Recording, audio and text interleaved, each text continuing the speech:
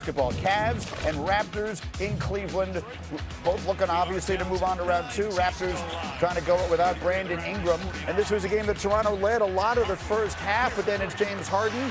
And in the final moments of that second quarter, Cleveland would close it. Yeah, that was Houston. They could not have gone down 10 at the half. That would not have been good for the vibe of that locker room, considering James Harden and Donovan Mitchell. That's exactly right, but it was Mitchell who took over in the third quarter. Again, they tied it up at halftime and then just exploded in the third, and most of it was Jarrett Allen, who had a double-double all by himself in that third quarter. Monster third quarter. Post-game, he talked about wanting to bring the energy to remind his team that they could get this done. Boy, did he do that. So they go from tied after the second quarter to a 19-point Cleveland lead after three, and now count the red shirts that Donovan Mitchell beats on this 1, 2, 3, 4.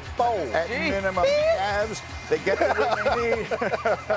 They advance. They win it by a dozen. They win Game 7. Home team won all 7 games in that series. And so Cleveland will advance to play. I'll give it away. The Pistons hosting the Magic in Game 7. Detroit looking to overcome a 3-1 deficit, which they did back in 2003 against this same Magic team. And this game was tied right at the end of the second quarter, Vinny, and then with a flurry right before halftime, Detroit opened up a lead. We've been asking who was going to be the second scorer with Cade Cunningham. Tobias Harris, 15-year vet. Remember, he had a Game 7 where he scored 0. Yeah, boy. So he's coming back and giving you a 30-piece. Yeah, he had 17 in the second quarter alone, and then it's Cade Cunningham, who was just spectacular. Danis Jenkins going to knock in a 3 here to beat the buzzer at the end of the third quarter. They're up 19. The fourth quarter was basically a coronation for Cade Cunningham and company. 32 and 12, Greeny, and 12 assists means, guess what? He got support from the rest of his teammates. The last time he had double-digit assists was way back in Game 2 in the series when we thought Detroit just needed to right the ship. And there's Harris. You mentioned the 30 points. Vinny, the Pistons win their first playoff series in 6,564 days, coming from 3-1 down. And I'll tell you, where they were sitting at halftime on Friday night in Orlando, for them to come back and win is remarkable. So the East semifinals are set. It'll be Detroit and Cleveland. That starts tomorrow.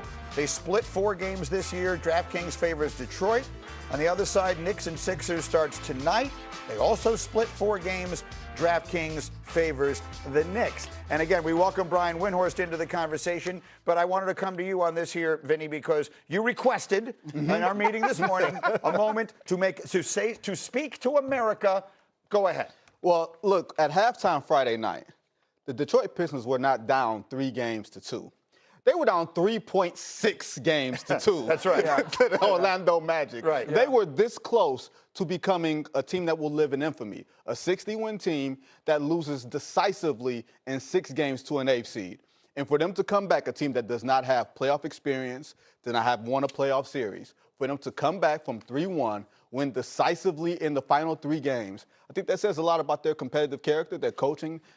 Cade Cunningham, like I talked to the coaches during the series, they were like, this is good for us. I'm like, are y'all high? This is not good for you. Apparently it is. Yeah, I look, JB Bickerstaff, we make no secret of it. He came and worked here after the playoff run last year. He was on Get Up every day for a couple of weeks and stuff like that. So there's a part of me down deep inside rooting for him, you know, even though I try as hard as I can not to have a horse in the race. Windman, quick take, if you will, on the Pistons. I mean, there's something that feels good about it. If you're an NBA fan, maybe of my vintage, something feels right when the Pistons are good and they're in the mix, and they did come back from looking absolutely dead on Friday night to win this thing. Windy.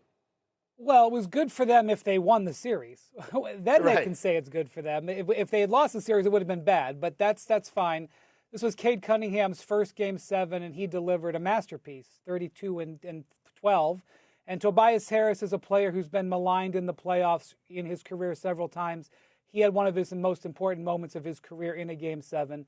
So the Pistons did what they had to do to advance, and now they get an opportunity to play a Cleveland team that is not the strongest team in the East. And so that's going to be a struggle series, but Detroit has to feel great about its chances with home court advantage. And Cleveland played to get the 4th seed so they could play the Detroit Pistons. Yeah. We said when the series started, Greeny, that this was the worst matchup they could have drawn in terms of the physicality. They made it through that portion of the gauntlet. While it will get more intense as you move deeper into the playoffs, I don't think there's another team that is poised to play them as physical as what the Magic were able to do. Okay, so that series will begin tomorrow night. I want to dive into the series that begins tonight in the Bronx. What am I talking about? Garden, Greedy. At the Garden. It's the glasses that threw Greedy off. I was hoping for the jump payoff. Anyway, we got Joel Embiid.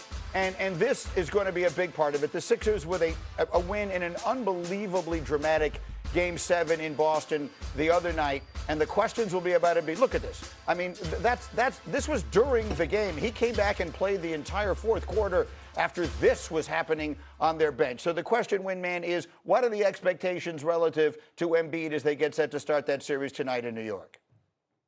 How do you know whether he's going to hold up? You don't. I will tell you this. If Joel Embiid is right, this is not a 7-seed team.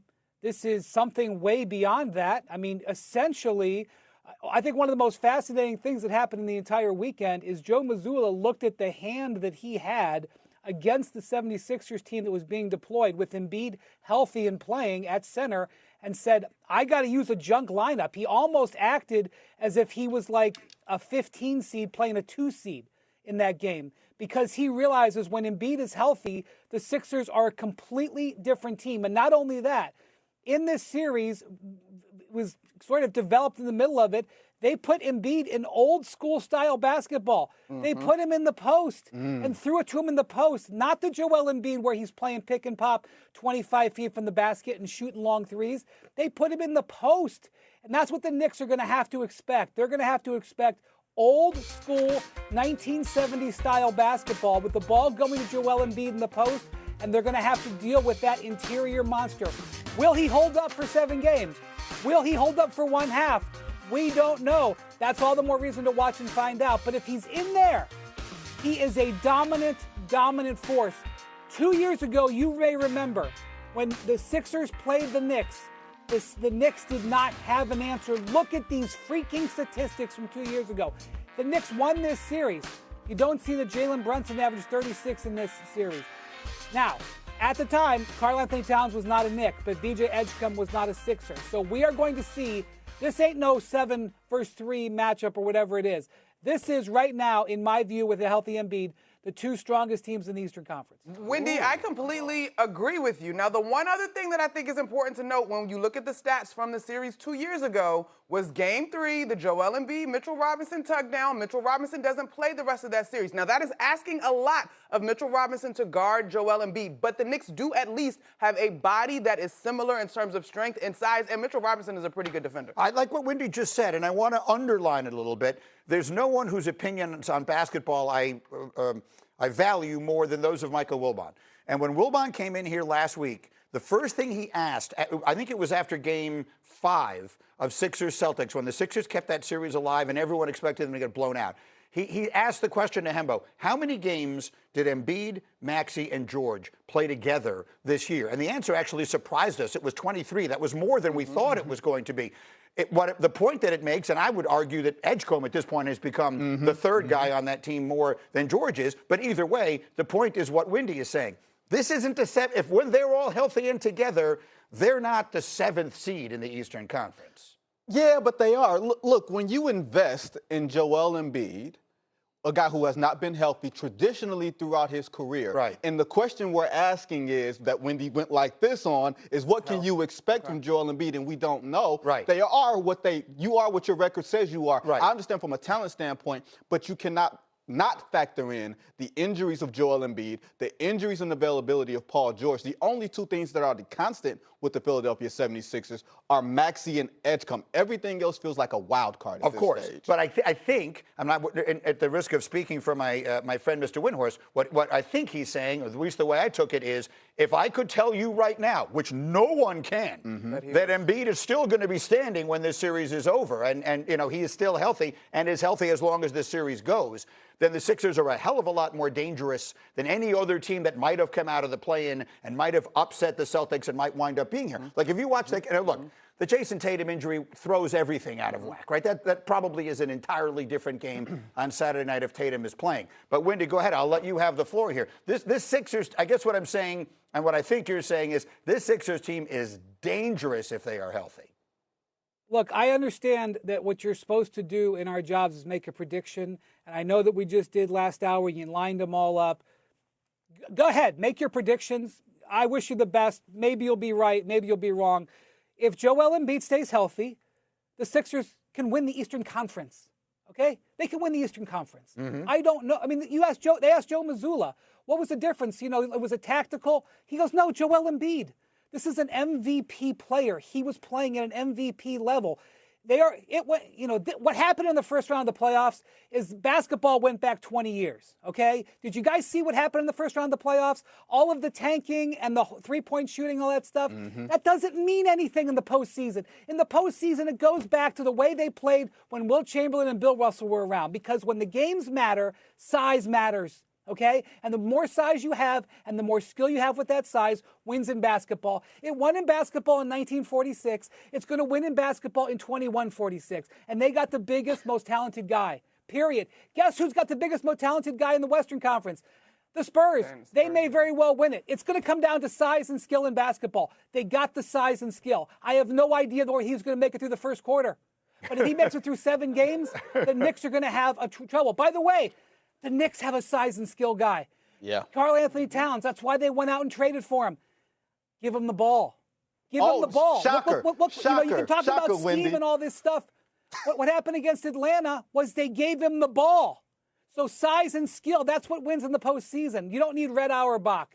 We just saw it. We're going to see it again, the history of the game. Joel Embiid's got the chance. It's unleashed the wind this morning. I love it. And by the way, you're not the only one who can have cool glasses over there. But I got myself. What do you think? Is this working for me now with the group here? I feel like I'm part of the group. Take those off. You can be at Detroit for 4 days, Wendy. You can be at Greeny. You can be at Detroit for 4 days. Look at. Hey, that works. Greeny. Here's the stat. Here's the stat I will tell